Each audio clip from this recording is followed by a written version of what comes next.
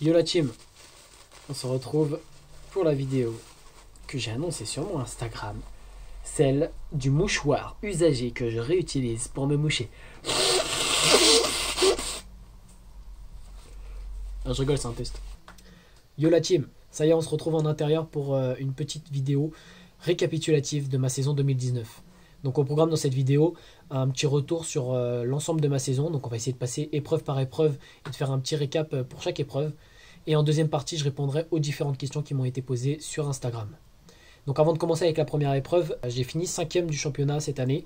J'ai participé au championnat de Ligue Île-de-France 125. C'était pour moi une première participation. Mon objectif au début de la saison, c'était de finir dans le top 5 à la fin de la saison. Donc cet objectif a été atteint. Un autre objectif que je m'étais fixé, c'était de monter au moins une fois sur le podium durant la saison, sur un podium de manche, objectif auquel j'ai échoué. Sur un ensemble, 5e donc pour la première participation, c'était l'objectif que je m'étais fixé. Je suis assez satisfait, même si j'aurais aimé avoir de meilleurs résultats justement sur l'ensemble des manches. Donc la première épreuve, elle se déroulait à Fublaine fin mars. Donc là, c'était la première épreuve. La première épreuve, c'est toujours difficile de se positionner. Il n'y avait pas réellement d'objectif parce que on sait qu'à cette course-là, il y a pas mal d'hors-ligue. On sait qu'on a bossé un peu pendant l'hiver, mais on ne sait pas comment les autres ont bossé. On ne sait pas qui va y avoir derrière la grille en réalité, qui est fort, qui ne l'est pas. On ne sait pas grand-chose. Donc je suis arrivé dans cette course avec pour objectif de donner le meilleur de moi-même, de prendre de bons départs et de voir ensuite comment ça se passe. Je me souviens que c'était une course où il y avait pas mal d'hors-ligue. On était quand même 45 derrière la grille. C'est la fois où on a été le plus derrière la grille. Donc c'était une course assez difficile, même si elle s'est plutôt bien déroulée dans l'ensemble pour moi. J'ai fini 15e donc de la première manche et 17e de la deuxième manche pour 14e au général. À la fin de cette course, en réalité, j'ai fini 5e au général du classement Île-de-France, donc sans compter les hors-ligue. Comme quoi il y avait pas mal d'hors-ligue et en plus assez forts qui ont roulé devant quoi. Je savais qu'au niveau de l'Île-de-France, j'étais pas si mal. Donc assez satisfait. Après, il me semble que j'avais chuté, je crois, en deuxième manche. Et j'étais remonté 17. Donc j'avais fait une bonne remontée. Et je me souviens que j'avais pris de bons départs. Ça, c'était un des premiers points forts et dont j'étais satisfait. Donc ensuite, on arrive à la deuxième épreuve. C'était Vinci, où je finis 8e et 8e pour 8e au général. Des résultats satisfaisants. J'étais rentré de Vinci, j'étais assez content. Pas de problème en particulier, donc on va assez vite passer sur cette épreuve parce que elle s'était plutôt bien déroulée dans l'ensemble. Ensuite, il y a Souci. Donc Souci, j'ai fini 12e en première manche et 4e en deuxième manche. Donc 4e qui a été mon meilleur résultat, pas loin du podium, je l'ai manqué de peu. En première manche, alors je me souviens, un départ assez moyen, je m'étais fait arracher les bottes. Là, je vous renvoie sur le week-end de compétition, du coup, numéro 3. En première manche, on m'arrache la botte, donc là, j'avais toutes les fixations qui étaient complètement défaites.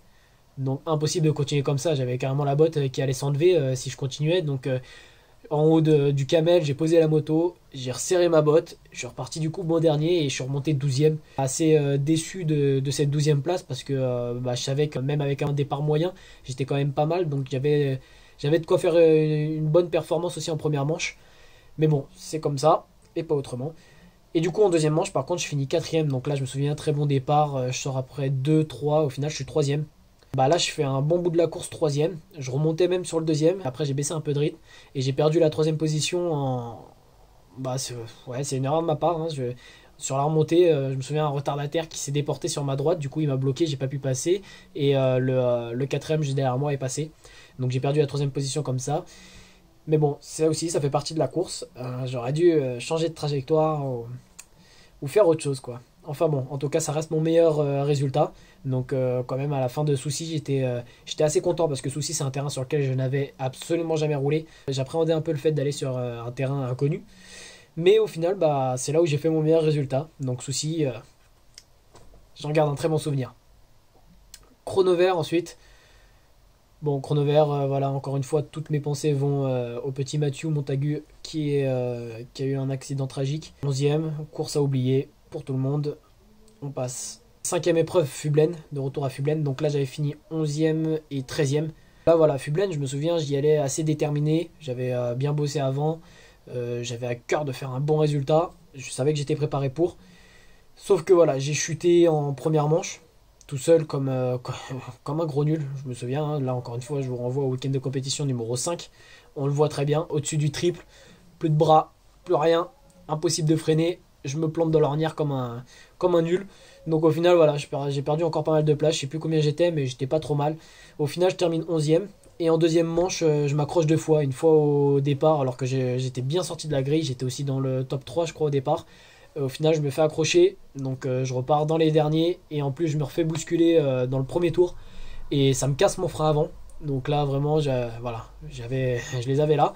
J'étais vraiment dégoûté, je suis reparti énervé et je suis quand même remonté 13e. En fait, le fait d'être remonté 13e, ça m'a énervé encore plus parce que je me suis dit que avec un frein avant et sans m'être fait accrocher au départ et sans deuxième accrochage et en partant 3e, j'aurais pu quand même faire une bonne course, mais bon, j'aurais pu gagner le titre aussi, hein.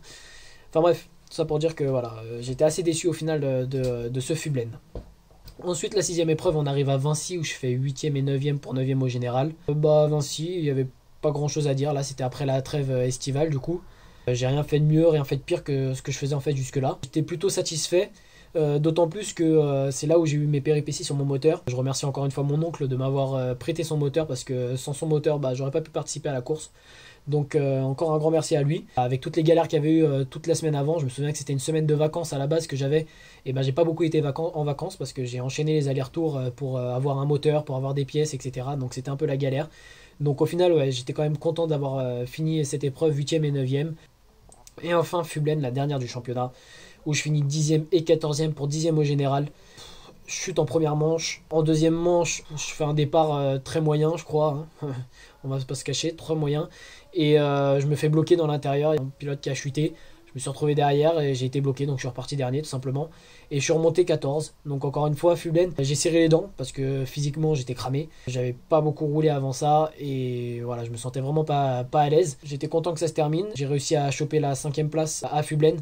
Parce que mon concurrent direct qui était 5e a eu un petit souci sur la moto. Donc lui aussi il a été victime des dures lois du sport mécanique. Au final je finis 5e. Comme je l'ai dit au début de la vidéo, je suis plutôt satisfait de ce résultat. C'était une première participation, c'est plutôt pas mal. Il faut savoir que j'en veux plus et que je vais pas m'arrêter là. Donc avant de terminer cette partie sur le récap, j'aimerais dire un grand merci à pas mal de monde qui m'ont aidé à réaliser en fait ce projet que j'avais de faire tout le championnat.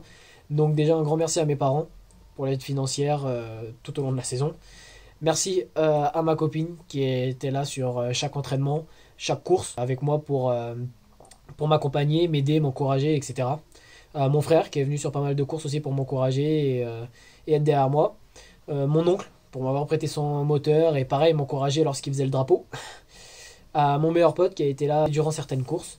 Et merci à tous ceux qui ont fait le déplacement sur chaque épreuve, parce qu'à chaque épreuve, il y avait des gens, des amis plus ou moins proches qui venaient. Ça fait toujours plaisir d'avoir du monde derrière soi, qui encourage et présent lors des week-ends de course. Un grand merci à Moto Emotive pour le travail effectué sur la moto tout au long de la saison.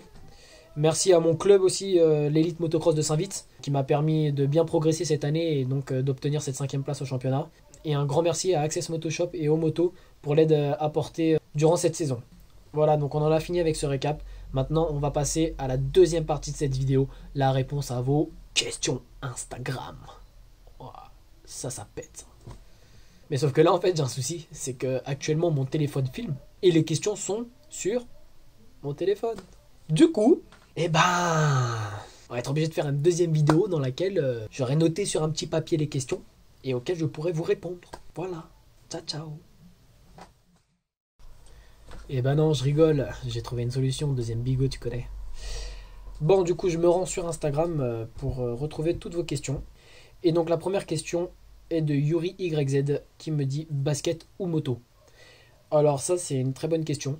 Donc, pour ceux qui ne savent pas déjà, on va remettre dans le contexte. Avant, je faisais du basket. J'ai même beaucoup joué au basket. C'était d'abord le basket et après la moto. C'était même le basket avant les meufs, si c'est pour dire. La moto, c'était vraiment un loisir à côté pour les week-ends qui étaient libres. Mais voilà, j'ai joué à un assez bon niveau en jeune au basket. Du coup, tous mes week-ends étaient pris par le basket parce qu'évidemment, je m'étais engagé auprès d'un club et il fallait que tous les week-ends, quand on avait besoin de moi lors des matchs, etc., il fallait que je sois là. La moto restait un loisir à côté pour quand j'avais du temps. Après, on m'a souvent posé cette question justement, si je préférais le basket ou la moto. Ça a toujours été assez compliqué quand même d'y répondre. Parce que j'aime beaucoup les deux. J'avais tendance à répondre par le fait que c'était souvent par période. Il y a des choses qui conditionnaient un peu ces périodes. Le fait que l'été, c'est les beaux jours, c'est plus de basket. En juin, juillet, août, la saison elle est terminée, donc il n'y a plus de match de basket. Donc forcément, peut-être dans cette période-là, j'aurais eu tendance à dire que je préférais la moto parce que voilà, j'étais dedans, c'était des week-ends avec mes frères, etc. Donc c'était toujours cool. Je pense que j'aurais eu tendance à dire ça. Et à l'inverse, l'hiver, mauvais temps, les terrains sont fermés. Moi, j'ai arrêté de rouler pendant 6 mois. Donc j'aurais plus eu tendance à dire que j'aurais préféré le basket. Même au niveau de la reprise, quand on reprenait en avril, quand ça faisait 6 mois que j'avais pas roulé, je faisais 3 tours, j'avais les bras en compote. Tous les repères sur la moto, c'était perdu, fallait le temps que ça revienne, etc. Donc même à cette période-là, je pense que j'aurais eu tendance à dire que je préférais le basket, parce qu'au moins je me disais, bah voilà, au basket, je suis toujours là, je suis pas ridicule quoi. En soi, après avoir eu quelques tours de roue, une fois qu'on s'est remis dedans, la moto me plaisait vraiment beaucoup. Et puis on arrivait donc à l'été où je roulais plus. Donc voilà, c'est une question difficile à répondre. Aujourd'hui, il y a plusieurs raisons qui ont fait que je suis plus dans la moto que le basket. Mais j'aime encore le basket. Et c'est quand même un plaisir de pouvoir y jouer quand je peux. Une question assez difficile, mais aujourd'hui j'aurais tendance à te dire du coup quand même la moto. Alors, tu as commencé le motocross à quel âge? Et c'est une question de Clément. Donc j'ai commencé la moto à 5 ans. J'ai commencé la moto très petit. Donc pour l'anecdote, en fait, c'était à Noël. J'avais demandé une petite pocket bike que j'avais trouvée dans un... Vous savez, là, les catalogues de jouets pour Noël. Il y avait une pocket bike électrique. Donc j'avais demandé ça pour Noël. J'ai eu la bonne surprise, en fait, d'avoir sous le sapin une Piwi 50. Donc voilà, j'ai commencé à 5 ans avec une Piwi 50. Et tout de suite, j'ai été dans le moule à suivre mes frères avec mon petit Piwi. Ensuite, j'ai une question de Petit Ben, qui a été un concurrent cette année au championnat de 125. Toujours Île-de-France l'année pro? Si oui, en 125 toujours. Donc oui, l'année prochaine, je pense que je serai toujours en Île-de-France. Si oui, en 125 toujours, oui. Ce sera peut-être la dernière année en 125, mais l'année prochaine, en tout cas, on repart en 125. J'ai une question de Tidari Lierso qui me dit: je compte venir rouler en France, tu me conseilles quoi? Je viens de la Guadeloupe. Donc si tu me demandes ce que je te conseille comme terrain, bah je vais avoir du mal à te conseiller parce que moi j'ai pas fait beaucoup de terrain. J'ai pas beaucoup voyagé sur les terrains, donc ça va être assez compliqué. Après, je pense que si on vient de l'extérieur comme ça, un terrain comme Saint-Jean-d'Angély, Ernée, les terrains qui accueillent les Grands Prix, mais en réalité je sais même pas si c'est ouvert au public. Des grands terrains comme ça doit être vraiment plaisant à rouler. Des terrains larges en plus sur lesquels tu sais que les pros roulent, ça doit être assez cool à rouler. Après, sinon, je connais l'élite motocross de Saint-Vith, donc qui est mon club. Et là, je te conseille vivement d'aller mettre tes roues là-dessus pour pouvoir t'éclater, c'est vraiment top. Ensuite, j'ai une question de Jennifer 272, une concurrente du championnat cette année. Tu continues le championnat en 125 l'année prochaine? Donc oui, je continue le championnat en 125 l'année prochaine. Ensuite, j'ai une... c'est pas une question, c'est un message anonyme qui me dit: t'es très fort, continue comme ça pour la suite et force à toi. Donc merci beaucoup, ça me fait vraiment plaisir de recevoir des messages comme ça. J'en ai reçu quelques-uns depuis que j'ai commencé sur YouTube, donc ça fait vraiment plaisir, je m'y attendais pas et c'est vraiment top et c'est vous qui donnez la force, donc merci à vous. Loulout Smiles qui me dit: est-ce que le fait de rouler est un moyen de te libérer de tout, ne plus penser à rien? Alors là j'ai envie de te dire ouais, carrément, parce que peu importe ce qui s'est passé la veille, l'avant-veille, le mois dernier, peu importe, à partir du moment où je suis sur la moto, je pense à rien d'autre. Je suis sur mon petit nuage, sur ma moto, en train de faire mon truc et de kiffer à la mort. Donc franchement ouais, c'est vraiment un moyen de me libérer de tout en gros. Ouais. Une deuxième question de Loulout Smiles qui me dit: vas-tu faire gagner des cadeaux à tes abonnés sur la saison prochaine? Avec un smiley qui rigole entre parenthèses. Donc que ce soit une blague ou pas, c'est envisageable. Pourquoi pas? J'avais pas spécialement prévu la saison prochaine de faire des cadeaux. En fait, j'attendais qu'on soit un peu plus nombreux quand même pour organiser des jeux concours comme ça pour faire des cadeaux. Parce que je pense que c'est un peu plus fun si on est plus nombreux. Donc pourquoi pas, oui, c'est à voir. Si plusieurs abonnés demandent, alors dans ces cas-là, il faudra faire quelque chose. Et enfin, j'ai une question de Lucas RSO qui me dit: vas-tu vendre ta moto pour racheter la dernière ou une autre? Donc oui, je vais vendre ma moto, ça c'est prévu. D'ici la fin d'année, elle sera mise en vente. Après, pour racheter la dernière ou une autre, je dis pas ce que je vais racheter. Je laisse la surprise et ça fera l'objet d'une vidéo d'ici la fin de l'année ou le début de l'année prochaine. Voilà, on en a fini donc avec ces questions. Merci à tous ceux qui ont posé des questions. Ça me fait plaisir de pouvoir prendre un temps pour y répondre. Maintenant, on va se dire à plus tard.